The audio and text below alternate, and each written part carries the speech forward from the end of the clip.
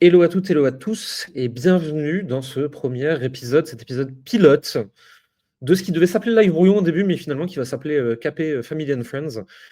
Et l'idée étant de faire venir toute la team Coleman Publishing régulièrement pour parler de sujets divers, pour que vous vous rendiez compte un peu, vous à l'extérieur, qui est-ce qu'il y a à l'intérieur avec qui on travaille toute l'année. Aujourd'hui, nous avons Simon qui est coach dans l'équipe, qui est coach dans le mastermind et qui est aussi notre directeur produit. On a Flora qui est la coordinatrice des CSM. On a Perrine qui est CSM. Et on a Félix, le directeur des opérations. Et avant que je leur passe un peu la main, aujourd'hui, on a un sujet qui nous anime beaucoup et qui nous intéresse énormément. C'est le sujet des réussites ordinaires. Sujet que on a longuement plébiscité sur les réseaux, de dire on arrête de montrer des succès que seuls 0,001% des gens peuvent atteindre, et on va essayer de montrer des réussites que, sur le papier en tout cas, quand tout se passe bien, tout le monde peut atteindre. Et ça va être ça dont on va parler aujourd'hui. Comment vous allez tous? Qui se lance? Super. Flora Léopé. Très très bien, je vais très très bien Jérémy, je suis ravie de participer à cette première avec vous tous aujourd'hui. Et toi Jérémy, comment vas-tu? Moi, je viens d'arriver à Paris pour une semaine de tournage. J'ai dû abandonner femme et enfants. Et Baptiste, notre head of brand, va me faire travailler 8 heures par jour. J'ai connu mieux. Heureusement que j'aime mon métier. C'est un J'ai bien fait pull de ou poser la question. c'est un sweat? C'est un pull, Jérémy, que t'as ou c'est un sweat? C'est un pull sweat. On dirait un truc pour Noël. On dirait. C'est un Il est en poncho. retard. C'est le raccord avec la table de Simon.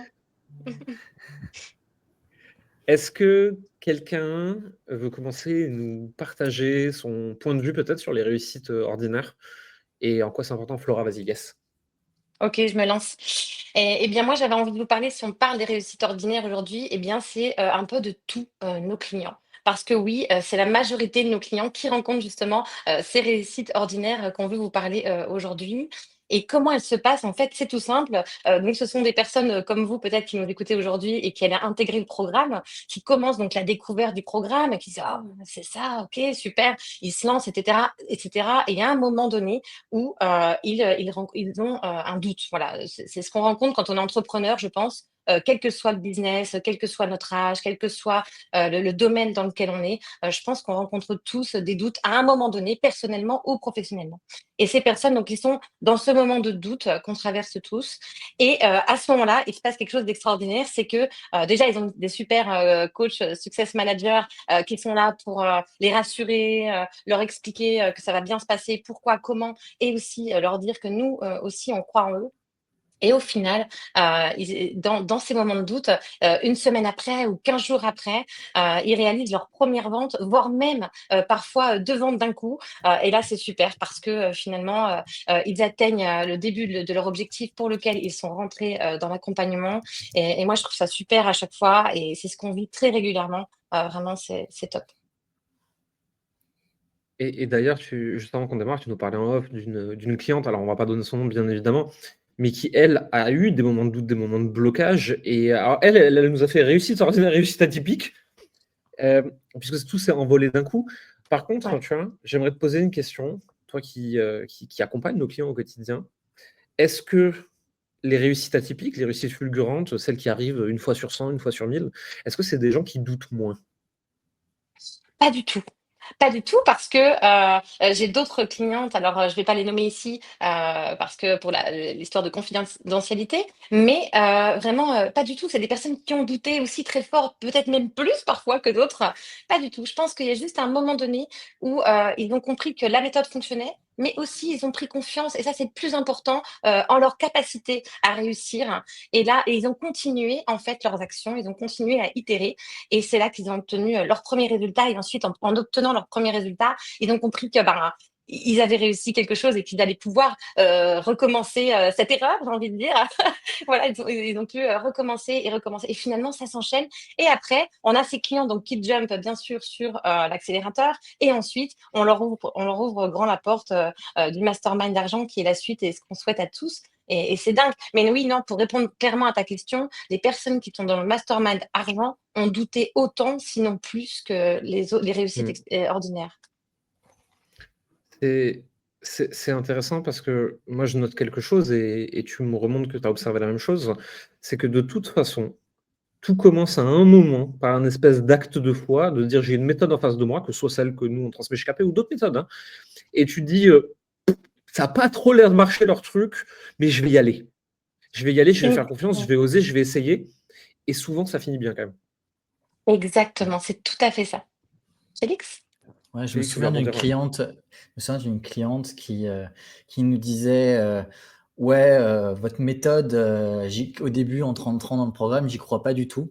Et qui s'est juste dit je débranche mon cerveau, j'applique, et qui a eu des résultats en mode je fais juste appliquer ce qui fonctionne, et qui dit ah bah au final, j'ai juste appliqué et c'est venu. Donc, pour aller dans le sens de ce que tu dis, Jérémy. Et voilà. On a eu, Alors moi, j'ai toujours... Pardon. on a eu Inès comme ça. Inès, d'ailleurs, qui, je peux la citer parce qu'elle a témoigné à visage découvert, on a fait une vidéo avec elle, où elle nous a dit non, au début, votre truc là, tout carré, non, j'ai pas eu envie. Et puis au bout d'un moment, je vais laisser tomber mon ego. Et enfin, Inès, elle nous a fait le 0 à 100 cas par an à une vitesse stratosphérique. Inès, c'est vraiment réussite atypique. Hein. C'est-à-dire que je ne promets à personne de réussir à reproduire ça, mais elle nous a fait le 0 à 100 cas par an en 6 mois. Et ensuite, en 6 mois de plus, elle nous a fait 100 cas par mois. Et après, elle me dit ouais, c'est un peu dur. Bah ouais, mais ça qu'à aller moins vite aussi. C'est ça. Simon, tu voulais rebondir ou Perrine, un des deux? Vas-y, Perrine. Moi, ce que je voulais dire, c'est que dans les réussites ordinaires, il faut aussi prendre en compte des questions que les clients, vous pouvez vous poser, en ce sens où finalement ça touche tout le monde. Ça peut être quelqu'un qui commence de zéro et qui a tout à mettre en place, comme quelqu'un qui finalement a déjà quelque chose qui est en place. En fait, ce que je veux dire, c'est qu'il y a des niveaux tout à fait différents, et pour autant, en appliquant la méthode, ça fonctionne. C'est vraiment, pour rebondir sur tout ce qui a été dit, c'est vraiment ça. À un moment, on déconnecte le cerveau, on applique, on se met en action, et les résultats arrivent, en fait, et ça marche. Et c'est ça que je trouve aussi intéressant dans la notion de ordinaire, en fait. Moi, c'est mon grand malheur depuis 10 ans. Et j'ai des gens qui viennent chez moi toutes les semaines et qui me disent ouais, mais votre truc, si c'était si simple, ça se saurait. Ben non, en fait, c'est bien ça le problème. C'est parce que c'est simple que c'est pas intuitif. Parce que nous, putain de Français, on a voulu nous rentrer dans le crâne depuis qu'on a 1 an que tout doit être difficile et compliqué parce qu'on est des ingénieurs nucléaires. Et quand tu parles avec les Américains de réussite, pourtant eux, ils sont dans la typique. Hein, ils te disent de toute façon, tu prends un truc simple qui a 100% de chance de marcher, tu le files à un Français, il en fait une usine. Il se fout de notre gueule. Il dit qu'on ne peut pas faire des choses simples. Et que du coup, par extension, si c'est simple, nous, on n'y arrive pas. Parce qu'on se fait des trous dans le cerveau. Pourquoi est-ce qu'on ne peut pas arrêter de faire ça? Je voudrais qu'on fasse des choses simples. Simon, explique-nous. Simon, toi qui en plus de coacher, qui en plus t'occuper du produit chez nous, etc., tu as été prof de philo. Explique-nous pourquoi on veut faire des choses compliquées tout le temps. Il y a tellement de réponses possibles. Il faudrait 4 heures, ou encore 7 si On va c'était faire un l'agrégation. module là-dessus. On va faire un module. Ça Non, mais mérite. il y a différentes choses. Déjà, en fait, je voulais juste rebondir entre la définition d'ordinaire. Je ne vais pas entrer dans les détails, qu'est-ce que l'ordinaire ou quoi que ce soit, mais juste pour rappeler, comme je côtoie les clients de bronze et de argent, leurs doutes sont les mêmes. Du coup. Ce qui change progressivement, c'est leur définition de ce que c'est être ordinaire. Parce que généralement, les clients remplacent l'équivalent de leur salaire en faisant quelque chose qu'ils aiment. Et finalement, il n'y a pas un grand gap, c'est juste que c'est leur propre argent qu'ils créent, il y a l'effet un peu, c'est moi qui l'ai fait. Et progressivement, plus ils gagnent des steps, des étapes, etc., plus l'ordinaire augmente aussi également. Et finalement, les clients du mastermind, les doutes qu'ils ont sont les mêmes. C'est est-ce que ça va marcher? Comment quelque chose d'aussi simple peut fonctionner? Finalement, je l'ai fait. Et pourquoi est-ce qu'on veut faire quelque chose de compliqué? Je ne sais pas si c'est vraiment... C'est peut-être très français, parce qu'on est très l'esprit cartésien, en mode oui, c'est comme ça, c'est la méthode, etc. Là où les Américains sont plus protestants, et du coup, il y a l'idée que si tu réussis, c'est qu'il y a une part de Dieu qui l'a voulu, finalement. Si on entre vraiment dans les détails. Pour les plus motivés d'entre vous, vous pouvez lire l'éthique protestante et l'esprit du capitalisme et l'éthique protestante, ou l'inverse, de Max Weber. C'est très chiant, mais très, très intéressant en même temps. Et au final, ce qui permet de faire des choses simples, c'est que c'est tellement simple que les gens ont peur de s'ennuyer. Je pense qu'en fait, c'est pas C'est pas ça. Je pense que l'idée, c'est pas j'y crois pas parce que c'est trop simple, c'est que si je le fais toute ma vie, je vais m'ennuyer et l'être humain n'aime pas s'ennuyer. Et finalement, peut-être que c'est ça les gens qui ont le plus de succès, ce sont ceux qui ont tenu le coup dans le fait de faire des choses chiantes. Enfin, chiantes. On parle d'envoyer des messages, écrire du contenu, partager ses idées depuis son canapé. Hein. Et ça va, une fois que la méthode, tu l'as prise en main, vraiment, hein, je parle pas d'au début où il faut un peu l'appréhender, je parle une fois que tu l'as prise en main, c'est 1 à 2 heures par jour pour l'appliquer. Ouais, Excuse-moi, mais même si c'est un peu monotone, pour un truc qui est This is not financial advice. Ceci n'est pas qu'un conseil en investissement, ceci n'est pas une promesse de gain, un résultat, investir comporte des risques, là vous connaissez le truc habituel, hein, faut pas me prendre au mot, je vends ça. Pour moi, réussite ordinaire, c'est une extrême majorité des gens sont largement capables d'atteindre 2000, 3000, 5000 euros de chiffre d'affaires. Encore beaucoup sont largement capables d'aller faire 7 000, 8 000, 10 000, 12 000. On parle de CA, on ne parle pas de salaire net dans ta poche. Hein. Et après, au-delà, il y a déjà beaucoup moins de gens. Ce n'est pas que c'est impossible, c'est juste que ce que ça demande, les gens ne veulent pas le faire. Et je trouve ça triste que dans notre monde, on ne puisse pas accepter comme ordinaire, facile, accessible, le fait de faire 3 000 à 5 000 euros de chiffre d'affaires mensuel sur Internet. Ouais. Si on prend par exemple, il y a l'accompagnement, il y a les thérapeutes, coachs, etc., mais aussi il y a des freelances, tu vois. Faire 3 000 euros de chiffre d'affaires, ça peut être fait en 2 ventes en fait. Ça peut être juste 2 clients. 2 clients, et si tu gardes ces clients à vie, tu as juste eu à vendre 2 fois dans ta vie. Comment ça peut être difficile? Comment ça peut être difficile? Donc, je pense qu'on se fait une montagne parfois des choses. Si on revient à des choses basiques, combien de clients il faut pour générer tel chiffre d'affaires? Et donc, on peut le faire aussi, le décomposer dans l'accompagnement, tu vois. Et on se rend compte que c'est pas tant que ça. Et c'est vrai que sur Internet, ce qui est mis en avant, c'est toujours, tu parles de réussite atypique, mais c'est surtout des gros chiffres, des trucs qui brillent, des machins, etc. On essaie de normaliser le fait que le succès, c'est ça. Mais bon, 2 contrats, par exemple 2 contrats freelance, tu vas pas me dire que c'est difficile. Voilà, t'es rentré dans le programme, tu as fait 2 ventes et tu n'as plus besoin d'appliquer le programme quasiment à vie, quoi. Donc, qu'est-ce que vous en pensez? Et d'ailleurs, par rapport à ça, tu vois, c'est que il y a des gens qui nous écoutent qui pourraient se dire, ouais, mais moi aujourd'hui, vendre à 3 000 euros, je suis incapable de le faire. Et ça, je pense que Flora et Perrine, elles y sont confrontées. Des gens qui se disent, non, mais ça, c'est une trop grosse marge d'escalier pour moi. Et la réalité, c'est que vous n'êtes pas obligé de commencer là. Et encore plus encourageant, vous n'êtes pas obligé de finir là. Vous pouvez aller bien plus haut dans certains domaines. Je serais curieux de vous entendre là-dessus, Flora, et ensuite Perrine, sur justement ce truc de... Parce que nous, on sait que une fois qu'ils ont atteint le bon prix avec la bonne offre, c'est facile parce qu'en fait, il suffit de très peu de ventes pour bien en vivre. Mais avant ça, il y a des phases de doute à passer. Mais vous êtes confronté toute la journée sur le terrain à plein de gens qui pensaient que ce n'était pas possible et qui en fait y arrivent. La première chose, pour juste rebondir sur ce que vous avez abordé juste avant, est-ce que le français n'est tout simplement pas incrédule et qu'il a besoin de voir pour croire, cette fameuse phrase qu'on dit toujours, je veux voir pour croire. Voilà. Est-ce que ça vient pas tout simplement de ça? Et un peu comme là, je veux faire aussi et obtenir des résultats, enfin, tu vois, qui passent par eux-mêmes pour se rendre compte que ça marche. Tu vois, quand tu disais, on me dit, oui, mais c'est trop simple pour que ça marche. Et je crois ils ont juste besoin de le réaliser eux-mêmes pour s'en rendre compte. Peut-être que c'est ça le sujet des Français. Ensuite, pour cette histoire de 3 000 euros, voilà, je pense que ça fait partie des croyances limitantes. C'est vrai que je vois beaucoup de clients qui arrivent comme ça. Ils ont tous les leurs, hein. Chacun a les siennes. Parfois, ça se recoupe, parfois, c'est la même, et parfois, elles sont complètement différentes, parfois, elles sont complètement farfelues. Ça part dans tous les sens. Mais je crois qu'on a tous, chacun d'entre nous, une croyance limitante. Voilà, donc oui, cette personne, c'est vrai, j'en ai encore aujourd'hui encore. Je parle: «Ah mais moi je crois que je peux pas y arriver» et c'est vrai que, ça me fait doucement sourire parce que je sais moi je sais au fond de moi qu'elle peut y arriver cette personne et parce que j'ai vu toutes les réussites, comme on disait, ordinaires, de nos clients justement. Par contre, pour qu'elle en prenne conscience et ben, on a aussi toute une équipe, chez Coleman Publishing pour ça.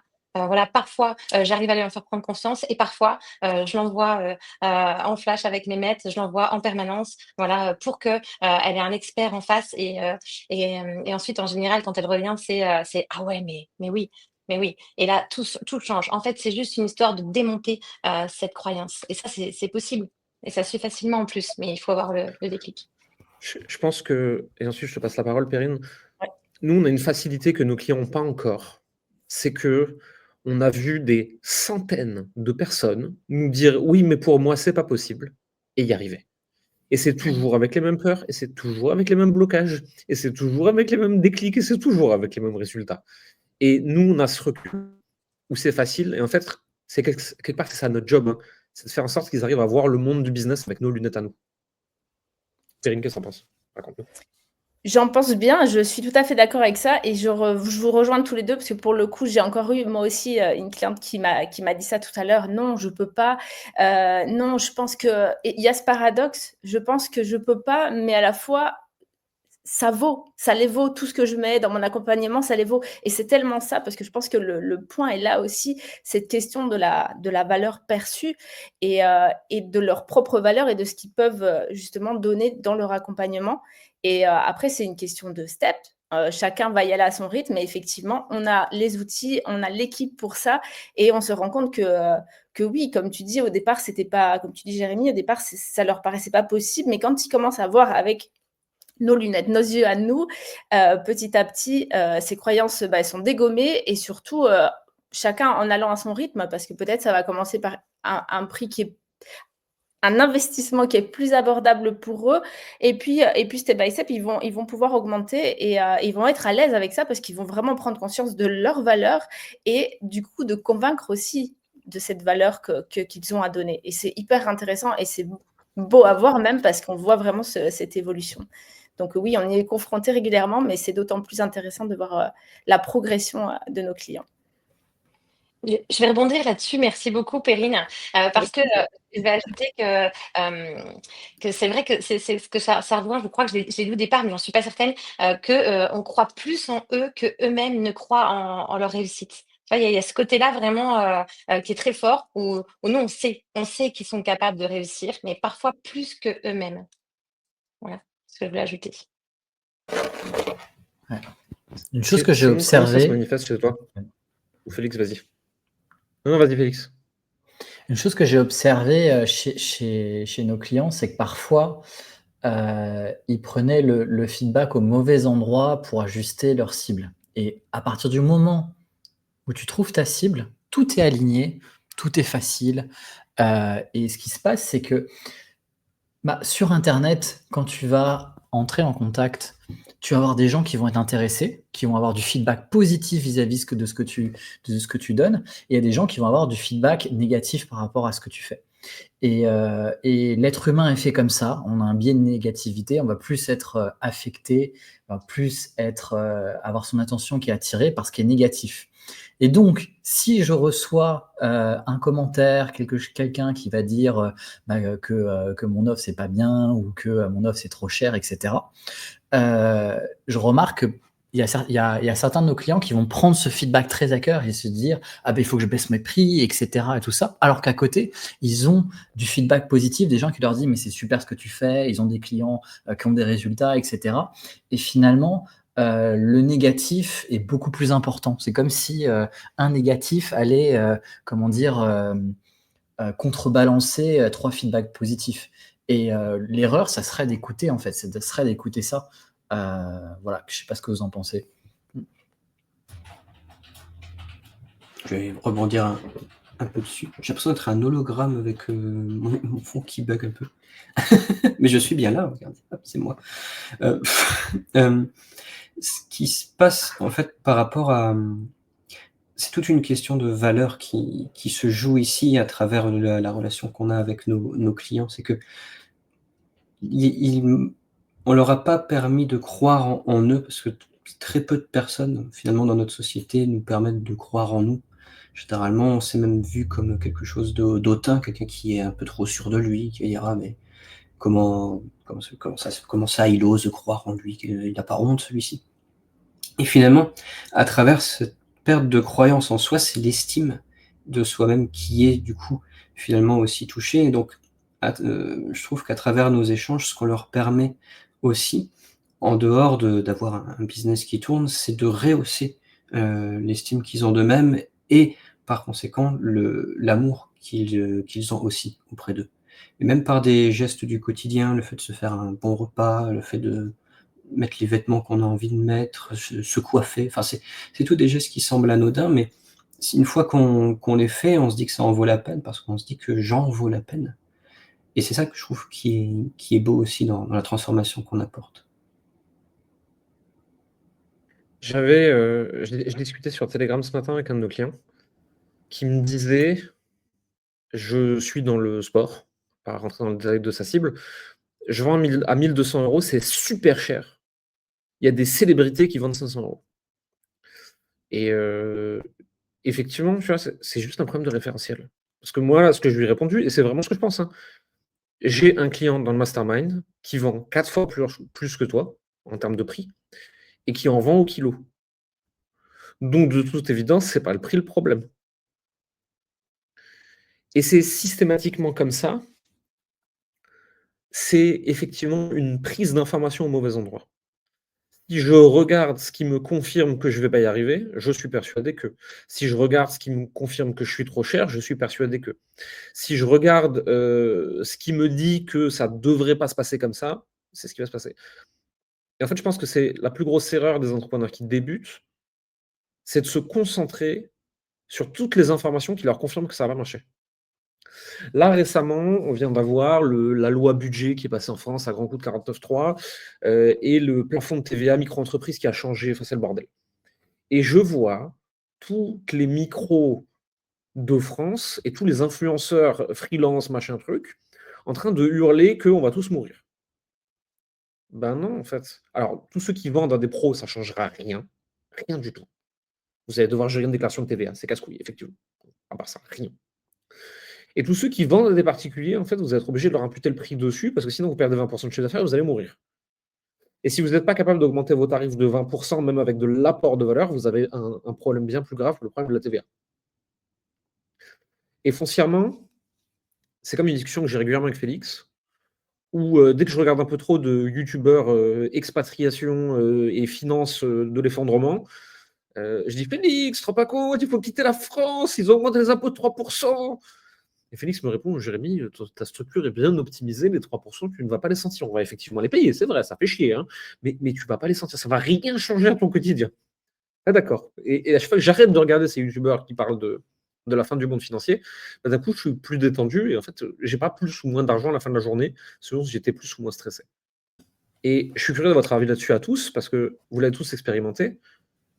En fonction de ce qu'on regarde, ça conditionne ce qu'on croit, notre comportement et notre niveau de stress au quotidien. Félix, est-ce que tu veux peut-être commencer à prendre la parole là-dessus, parce qu'on en a parlé souvent. Moi, j'ai la sensation que le contenu négatif et le contenu qui appelle à réagir augmente d'année en année. C'est-à-dire qu'il y a 10 ans, en gros, il y avait que la télé, tu avais les news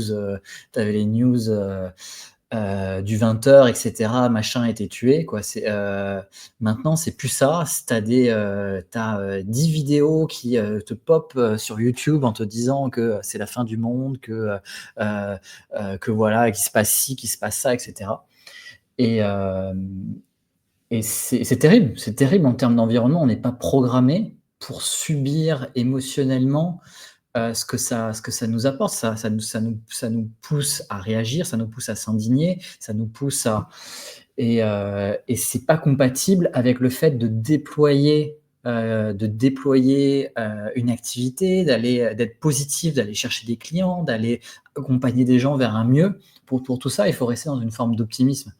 Et c'est ce qu'on essaie de transmettre à nos clients. Et voilà. Moi, pour ça, et je sais que c'est un enjeu, Jérémy, tu disais que c'est un enjeu pour toi, c'est un enjeu aussi pour moi, même si j'essaie d'éduquer mon YouTube, et j'aime bien YouTube, etc., que j'aime ça, j'aime ci, j'aime ça, j'ai quand même des trucs qui me popent dans la gueule en me disant que c'est la fin du monde. Comment on gère ça? Moi aussi, tout le temps. Et en fait, ce qui est terrible avec l'entrepreneuriat, c'est qu'il y a une sorte de prophétie autoréalisatrice. C'est-à-dire que si tu t'entoures de pessimisme, tu vas teinter tes actions de ça et tu vas te planter, en fait. Même si tu étais parti pour réussir. Et si tu te teintes d'optimisme, parfois tu ne devais pas y arriver, ça marche quand même. Flora, tu veux réagir là-dessus? Et exactement, oui, oui, je vais réagir parce que au-delà, des contenus auxquels sont exposés, nos clients, constamment, hein, c'est aussi dans leur environnement proche ou parfois même souvent, il y a quelqu'un, un ami ou quelqu'un de la famille, qui a un petit peu cette image au-dessus d'eux, un peu comme un parent, qui serait néfaste, et qui ne croit pas en eux, qui dit: «Mais pourquoi tu as fait ça? Pourquoi tu as quitté ton CDI? Mais tu te rends compte?» Et en fait, ils ont ça et derrière ils sont là: «Mais si, oh mais faut que j'arrête tout, je» et en fait, on revient encore à cette histoire de doute. Et finalement, souvent, le doute ne vient pas vraiment d'eux ou même de ce qu'ils sont en train de réaliser, mais de ces petites voix qui sont autour d'eux. Donc, ça résonne vraiment avec ce que tu dis, Jérémy. C'est ce qu'on dit des fois, on est un peu la somme de ce qu'on fréquente. C'est important aussi quand on est entrepreneur de bien s'entourer. Alors, on va pas écrire à sa mère et à son père et pour leur dire qu'on les voit plus jamais. Non, on va pas faire ça. Mais par contre, voilà, je pense que quand les gens s'expriment, qu'ils soient proches de nous ou non, on en prend et on en jette, un peu au même titre que les haters qu'on peut aussi avoir sur les réseaux. Voilà, je pense qu'il faut faire attention et se protéger et surtout, derrière, garder cette confiance en soi et aussi l'objectif premier qu'on avait, quand on a cru en nous à un moment donné. On a cru en nous au moment où on a décidé d'être entrepreneur, tu vois? Il y a ce moment où on a décidé, de nous rejoindre nous dans notre programme ou dans un autre programme, peu importe, mais en tout cas où on a pris cette décision, ce choix et je pense que ça doit être plus fort que tout et il faut se le rappeler au moment justement où on a des gens comme ça dans nos oreilles qui nous disent l'inverse ou qu'on n'est pas capable et cetera ou qui doutent ou voilà. Je pense que c'est important de se rappeler bien ça, qu'est-ce qu'on avait nous en tête à la base et qu'est-ce qu'on veut vraiment au fond de nous. Ouais. Ouais. Complètement. Félix, vas-y. C'est la raison pour laquelle, en tout cas, dans notre programme et chez nous, enfin, comment dire, on attache autant d'importance à avoir, on a des permanences tous les jours avec des experts différents, etc. Et quand on compare avec d'autres programmes, etc., c'est vrai qu'on donne une place à l'humain qui est assez importante. Et c'est pour cet environnement, même si je sais pas si on l'a formalisé comme ça de manière aussi brute. Je parle de manière publique, mais cette idée d'être immergé dans un environnement, si tous les jours, le matin, à midi, etc., tu es en contact avec un coach, en contact avec d'autres personnes qui sont en train sur le chemin d'avoir des résultats, pour certains qui ont des ventes, etc., ça te met nécessairement dans le bon état d'esprit pour réussir. Et voilà. Perrine, qu'est-ce que t'en penses? Ben moi, si je peux me permettre, vous m'avez tous deux ôté les mots de la bouche parce que c'est exactement ce que je voulais dire. La première chose que je voulais dire et sur laquelle je voulais rebondir, c'était ça, c'est l'entourage. Et en fait, ça joue énormément et on le voit aussi à travers les clients que certains, malheureusement, ont des proches et pas forcément malveillants, bien au contraire, c'est de la bienveillance, mais qui s'inquiètent pour eux et qui n'ont pas ce mindset et cet état d'esprit de l'auto-entrepreneur et qui, par conséquent, ils ont peur, donc ils renvoient leur peur sur nos clients. Et là, j'en viens à ce qu'a dit Félix. Pour le coup, c'est important, il n'y a pas seulement le contenu et ce dont on se nourrit, mais aussi vraiment les gens dont on s'entoure. Et la force également du programme, c'est ça. Félix a parlé de tout, mais des coachs, etc. Mais moi, je veux même juste dire le fait d'être entouré par d'autres personnes, entrepreneurs, entrepreneuses, qui vivent la même chose, les mêmes doutes, les mêmes réussites, les mêmes petites, grandes, moyennes victoires, tout ça. Et en fait, c'est ça qui est important parce que du coup, on se sent entouré par les personnes dans la même situation et c'est là où je trouve que c'est très impactant et inspirant et ce qui fait vraiment une force. Donc voilà, vous m'avez un petit peu un peu ôté les mots de la bouche, mais je suis tout à fait d'accord avec ça et je trouve ça très très important en fait, l'entourage. Et je pense qu'il y a aussi toujours une question de mœurs par rapport à peut-être à la France et à comment on voit les choses, la réussite, cette peur de réussir ou parce que nos ancêtres, eux, ont réussi en travaillant des heures et des heures de folie et que du coup, c'est pas possible de réussir avec une méthode simple, efficace. Eh ben si. Et en fait, il faut démonter un peu tout ça pour que ça passe et après, Il y ça roule. a une espèce de culpabilité du survivant un peu malsaine qui s'installe. Je me rappelle de plusieurs clients avec qui j'ai eu cette conversation, hein, qui disent en étant sur mon téléphone dans mon canapé, je gagne 4 fois le salaire mensuel de mes parents en une semaine. Je sais pas comment je le vis, mais c'est dur à admettre psychologiquement. Parce qu'il y a une part de nous qui se disent mais pourquoi est-ce qu'eux, ils ont bossé aussi dur du coup? Mais en fait, le monde a changé. En fait, Internet a permis des choses. Être le descendant de quelqu'un qui n'avait que sa force de travail fait que toi, tu as accès à Internet, tu as accès à des choses, et tu peux aujourd'hui faire ça. Ce que eux, ils ne pouvaient pas à l'époque. Je répète en permanence aux gens, à l'époque, pour lancer un business, il fallait aller à la banque. Il fallait que la banque te file 50 000, 100 000, 200 000. Il fallait trouver un local. Il fallait trouver une activité. Il fallait aller chercher une clientèle. Et de toute façon, on estimait que si tu étais rentable à partir de la 3e ou 4e année, c'est que tu avais un bon business. Aujourd'hui, tu te lances avec ton téléphone. Ton téléphone éclaté qui ne marche pas, même pas un iPhone stylé dernière génération. Tu peux te lancer avec un téléphone pété du moment qu'il y a Internet dessus et avec 0 €. Et le problème aussi avec ça, parce que ça amène énormément de possibilités, je trouve ça merveilleux. Ça amène aussi un problème, c'est qu'on est devenu des divas. Ah, j'ai bossé 3 heures aujourd'hui, j'ai pas encore de clients à 5 000 €, ça marche pas. Oh, va dans une mine casser des cailloux pour survivre, tu vas voir si la vie elle est dure. Hein. Moi, ça me rend un peu grincheux des fois. Mais je suis peut-être le seul, hein. Je suis grincheux tout le temps. Donc. Non, c'est saoulant aussi. C'est le fait de dire ah ça marche pas, c'est comme souvent des gens râlent parce qu'ils savent pas quoi regarder sur Netflix. Et tu te dis bah ouais, mais si tu prends le problème à l'envers, ça veut dire que tu as Internet, que tu as Netflix, que tu as un toit, que tu as des yeux qui fonctionnent, que tu peux respirer. Enfin, ça, un problème induit tout ce qui rend possible ce problème-là, et qui finalement devrait nous rendre heureux. Donc, alors, parce que oui, c'est chiant de ne pas savoir quoi regarder ou quoi que ce soit, mais on pourrait presque dire bah, j'ai ce luxe de ne pas savoir quoi regarder. Mes chaussures en diamant sont trop petites, elles font mal au pied. Ah ouais, pardon. Moi, j'ai une trace sur ma montre invisible en or. Je dors plus la nuit. On va tout doucement clore ce premier épisode. Tout simplement parce que moi j'ai un tournage juste après et que j'ai le temps de souffler un peu. Donc je triche. Si on devait donner chacun une phrase comme mot de la fin, qu'est-ce qu'on leur dit à ceux qui nous ont écoutés pour ce tout premier épisode? Flora, vas-y. Alors moi, je leur dirais qu'il y en a plein avant eux qui l'ont fait, mais ça, on s'en fiche. Ce qui est important aujourd'hui, c'est de savoir que eux aussi, ils peuvent le faire. Et je suis sûre qu'ils en sont conscients. Voilà. Super. Moi, je dirais... Félix. Pardon, vas-y. Non, vas-y.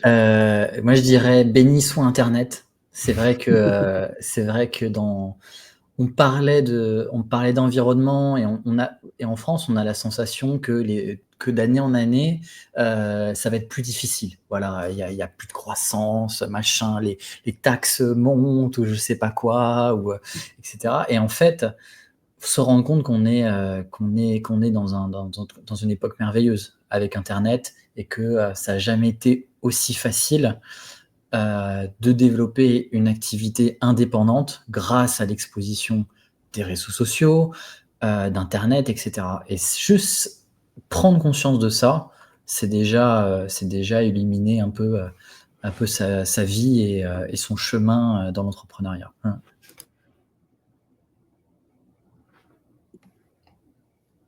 Simon, Perrine, qui se Ouais, lance? peu m'importe. Allez, vas-y, Simon. Bon, d'accord. C'est ce que je dirais. Ce que je dirais, c'est que, en fait, on veut prôner la réussite ordinaire pour rendre la réussite ordinaire. J'aime bien ça. Bah, ouais. Ça va être un nouveau slogan. Je vais le mettre sur les casquettes. Non, mais je pensais à ça et en fait, ouais, ça devrait être normal de pouvoir réussir. Bien sûr. Perrine? Moi, je voulais juste dire, faites-vous confiance, croyez en vous et en vos rêves et il n'y a aucune raison que ça ne fonctionne pas. Moi, je vais finir avec l'énergie de revanchard. Parce que celle-là, un jour, elle pourra vous driver, elle pourra vous amuser. Pendant des années, j'ai des gens qui m'ont pris de haut et qui m'ont dit « Alors, ton truc, ça marche ?» Et alors, à l'époque, je baissais la tête, je ne savais pas quoi dire. Aujourd'hui, je suis arrivé à un stade de ma vie où je leur explique que dans les 3 derniers jours, j'ai fait leur salaire annuel. Et je leur dis pas comme ça, bien sûr. Je suis gentil, je penche un peu la tête et je dis ça va. Mais ça détend.